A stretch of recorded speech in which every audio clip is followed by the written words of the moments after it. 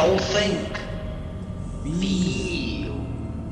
It is like a finger pointing to the moon. Don't concentrate on the finger, or you will miss all that heavenly glory. You understand?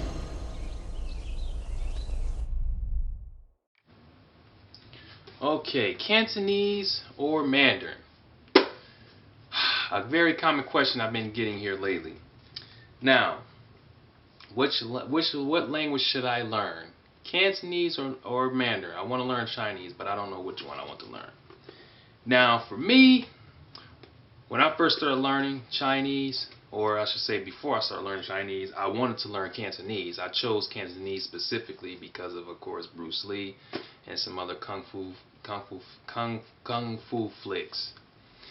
And when I first went out to look for a resource for Cantonese, this was the first book I came across. And I think I got this at a Borders, or I think it was a Borders. They had this book there. And at the time it came with tapes, no CDs.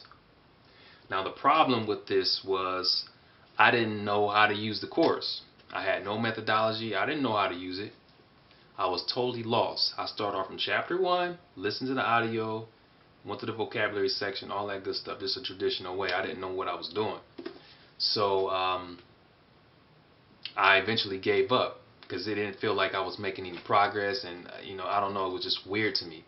So that's when I decided to go out and get resources for Mandarin. I got a dictionary. I was able to find a dictionary, a really good dictionary. It's a dictionary and a phrase book, and that's what I started with, learning those phrases, and I was building them up by practicing with native speakers.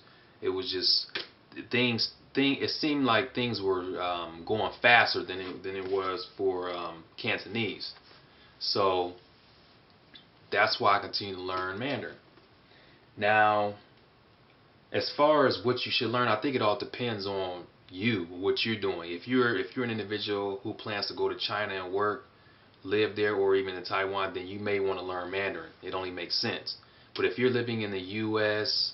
or Canada and you don't have any intentions on going over there, I don't think you can go wrong learning either language, because first of all, with Cantonese, they have a lot of native speakers, especially here in the U.S. They have so many native speakers of Mandarin.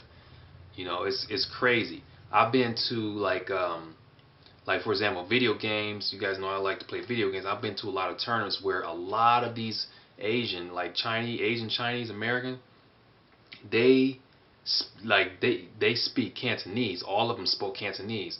I remember when I was trying to get some practice with Chinese, they would always say, "Oh, I don't understand Mandarin. I speak Cantonese. I speak Cantonese. I speak Cantonese." And I'm like, dang it! I was going to learn Cantonese. They have so many native speakers for Cantonese here. It's not even funny. So, in that respect, Cantonese will definitely be a great choice. Or you can go with Mandarin. Mandarin, I think they may have more. I don't know. Or if there are more Mandarin speakers in the U.S. than Cantonese. It seems like Cantonese they have a lot of natives. You can go to restaurants and practice Mandarin with a lot of the Chinese. I've been to some restaurants where they only speak Cantonese and some other local dialect. But yeah, you can't go wrong learning either language. It's just the resources, that's all. Mandarin has more resources than Cantonese. You can go to Borders, like I said, Borders or Barnes and Nobles, and find a decent amount of resources for Mandarin. As with Cantonese, you have to search harder. You have to look for a resource online. They have a lot of good websites where you can get useful Cantonese resources, like Greenwood Press. That site was actually recommended to me.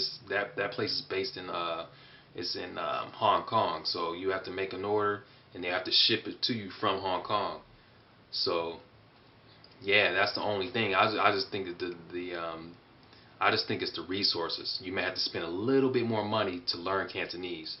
They're starting to get some free resources online, but I don't think it's enough. I think you're going to need more than that to learn Cantonese.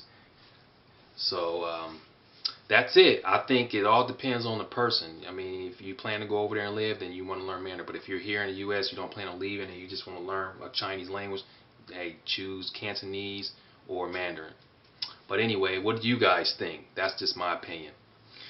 Thanks for viewing the video, and I look forward to your comments.